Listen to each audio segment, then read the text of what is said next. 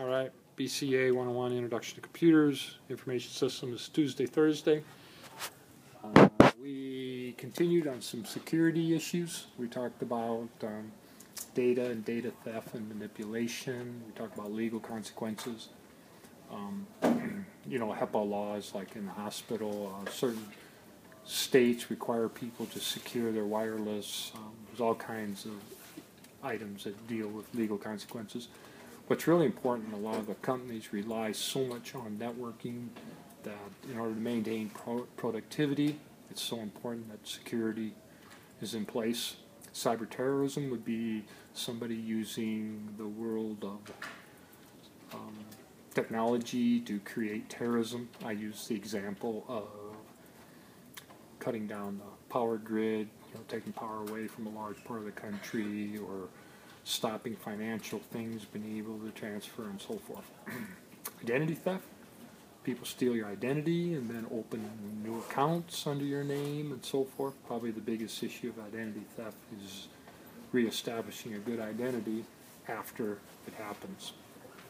We talked about tax. Nowadays, anybody can almost do a tax. It used to be you had to be an IT wizard to do it, but now anybody can do it. Types of attacks, people can actually steal data, manipulate data. They can do something to stop productivity of your company, create terror, and so forth. We talked briefly about denial of service, viruses that cause problems in your computers, malware, and so forth. The pattern, some attackers follow a certain pattern. They do scanning, reconnaissance. They study your companies, study your servers, and so forth, and then they would scan ports, gathering more information, finding a hole where something isn't secure. They hack in. Now, hacking in can be done a couple different ways. They can do social engineering, where they gather some information from current employees and so forth, or look for vulnerabilities in your system. Once they're hacked in, they can, that arrow stands for escalate their privileges, find more important passwords and so forth, create a backdoor, erase their tracks, and then use your computer to do things that may be illegal. We're going to talk about the defenses on Thursday. Okay. So we talked about the skills that we've covered. We've covered word processing, spreadsheets, we talked about network, basic skills, websites, and so forth. And we finish up with managing data, database skills. We're going to work a lot with relational databases. In theory, we actually only do simplistic databases in the class, but we're going to work with relational databases. So we started out, we're talking about entities. Entities are going to be things that have certain attributes about them. For example, in our example, we're going to use a school example. We have students, we have faculty, we have courses, and then we have what courses are available for a certain term. So this is not covering all the details, but at least it's an example. So we started out with students. We create the fields. What attributes relate to the student? We gave a student ID number, first name, last name, address, phone, city, state, zip, birth year, and so forth. Or the birth date, I should say.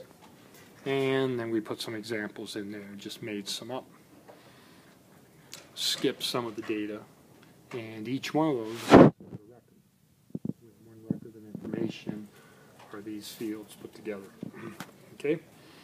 Then we created, actually the next thing we created was the faculty.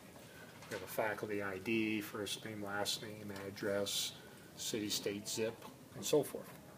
And we made up a couple of faculty names, actually used me for one of them. Then we said there to be a whole table that has courses, course ID, name of the course, credits, and a lot of different pieces of information concerning that, and which faculty is teaching it. For example, to start off here, we said faculty 007 was teaching it, so that would have been me. All right. So we can have all the courses listed here, and then in any particular term, we could list a term ID, and then we could list the course ID, what course it is, and student ID, what student are taking it. Okay? So these fields relate to other tables. That's why it's called a relational database. In this table, the student ID uniquely identifies each student. That's a primary key. Course ID uniquely identifies every course. That's a primary key. Faculty ID uniquely identify each faculty. That's a primary key. And when those keys appear in a different table, like the faculty one down here, in the courses table, there it's a foreign key. Just like the two circled here are foreign keys. So keys, primary keys from another table are in this table, and then the relationships are built between the tables. The database system does that. You can build them specifically how you want them to work, or the database will build them for you. So for example, student 888, or even let's take 456, is taking this course.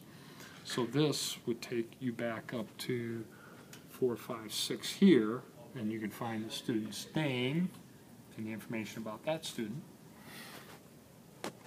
If you need more information about the course takes you over to here, and now you know it's 3 credits. And then we also talked about, to finish up, if we're talking about data. For example, here at NIACC, there'd be lots of Mesa City, Iowa 50401s. So you could create a separate table that just has one record for Mesa City, Iowa. Let's just say it's 111. And then to replace these records here, you could just have a foreign key, LID, and then in there you would have 111. And you could use the same thing up here in the faculty file. We'll talk more about that later on. So database, last major skill we need to know. Okay? And then the security will finish up, and we have assessment 2 a week from today, next Tuesday. And we'll take that the second half of class on Tuesday. And that's it.